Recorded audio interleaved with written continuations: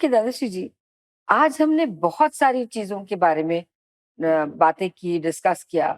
तो चक्रास है, कुंडलिनी जागृति है, हीलिंग है, बहुत सारे। इसमें से अगर कोई साधक कोई एक साधना चुनना चाहता है तो विच इज द बेस्ट साधना टू डू? और देखिए, चॉइस तो आपका होता है ना। आपको जो दिल से लगता है कि मुझे ये अच्छा लग रहा है, तो आप वो ज़रूर कीजिए। सबको वो एक फ्रीडम है उसके लिए। और हम जब सिखाते हैं आपको, हमारा एक भाव हमेशा रहता है सबके लिए कि आपको आपका स्व मतलब सेल्फ, हम्म। उसके बारे में आपको ज्ञान हो। जिसे हम स्व ज्ञान भी कहते हैं, जी।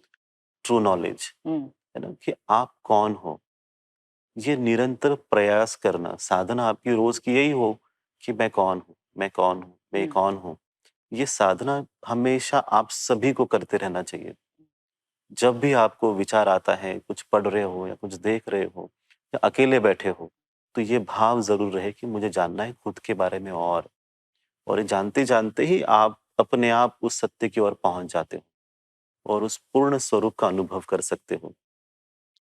तो इसे आसान बनाने के लिए हम फिर संबोध ध्यान सिखाते हैं। हम्म। जैसे मैत्री मैं कैसा संबोध ध्यान। बोधा? जी। तो इस मैत्री संबोध ध्यान में होता ये है कि आप अपने बारे में जानना शुरू करते हो और साथ में ईश्वर से संबंध बनाते हो।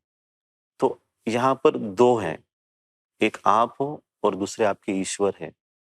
और ईश्वर से जब संबंध बनाते हो आप, आपके भीतर अपने आप ही चित्त शुद्धि होना शुरू हो जाता है।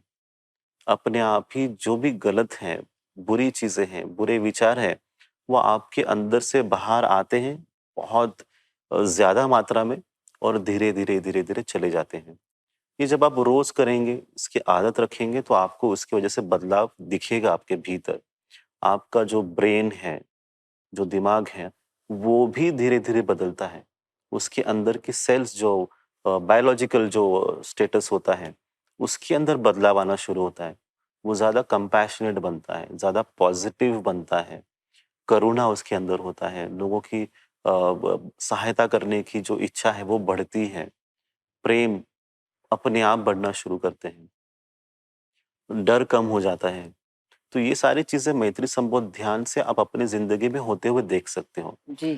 तो ये भी एक सौम्य साधना है। ये किसी भी चीज़ को ज़ोर ज़बरदस्ती करके चेंज नहीं करता।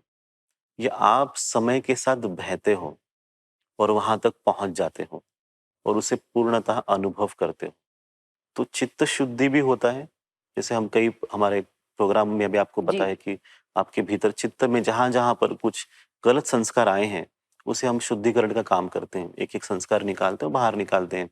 वैसे मैत्री संबोध ध्यान में अपने आप ही वो शुरू होता है कि आपकी चित्त भी शुद्धि होता है, ईश्वर के निकट पहुँचते हो और खुद को भी पूर्णतः जान लेते हो। तो ये बहुत ही सरल, प्रभावशाली ध्यान है, जो आप सुन भी सकते हो, खुद से कर भी सकते हो। तो हमारी तरफ से हम वो सब देना चाहते हैं, जिससे कि लोगों के परिवर्तन के लिए आसानी हो और वो सत्य को अनुभव कर पाएँ। उसके लिए उन्हें हमें नहीं फ़ॉलो करना है, जो हम सिखा रहे हैं, उसको फ़ॉलो करें, बहुत काफ़ी ज़्यादा अच्छा है उनके लिए। तो हम बस यही अपेक्षा रखेंगे कि लोग सभी का कल्याण हो इस नए समय में, ताकि एक अच्छा सुनहरा समय आएगा, उसमें जो जितने लोग सहभागी होंगे, उन सभी का कल्याण होगा।